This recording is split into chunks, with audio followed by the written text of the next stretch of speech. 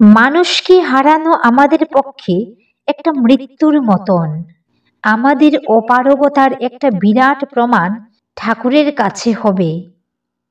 বন্দে পুরুষোত্তমম। আপনাদের প্রতি প্রত্যেককে রানন্দিত জয়গুরু জানিয়ে শুরু করছি আজকের ইষ্ট প্রসঙ্গ। দোষ দেখা আর নিন্দা করা ভালো না। যত অসুবিধাই হোক, কখনো কারো নিন্দা করবেন না। যদি নিন্দা করেন, যে অবগুণের জন্য নিন্দা করছেন, ওই অবগুণ যদি দূর না করতে পারেন, নিশ্চয় জানবেন ওই অবগুণ আপনার মধ্যে ঢুকবে, আপনি ওই রকম হয়ে যাবেন। কখনো নিন্দা কথা বলতে নেই, উচ্চারণও করতে নেই, কারো সম্বন্ধে খারাপ কথা বলতে নেই। গুণগ্রাহী হতে হয়, গুণকীর্তন করতে হয়।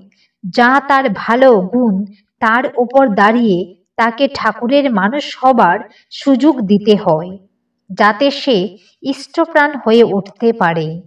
যার দোষ দেখলেন, সেই মানুষটাকে আপনি হারালেন, আর পাবেন না। মানুষকে হারানো আমাদের পক্ষে একটা মৃত্যুর মতন। আমাদের অপারগতার একটা বিরাট প্রমাণ ঠাকুরের কাছে হবে। একটা করে মানুষ হারাবো, ঠাকুর বলবেন পারলি না। না পারাটা যদি জীবনের লক্ষ্য হয়, তাহলে মানুষ হারান। আর যদি তাকে পাওয়া, তার প্রতিষ্ঠাই জীবনের লক্ষ্য হয়, তাহলে একটা মানুষকে কখনই হারাবেন না।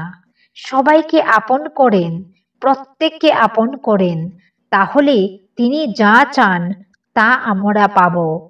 পরম পূজ্যপাদ শ্রী শ্রী দাদা।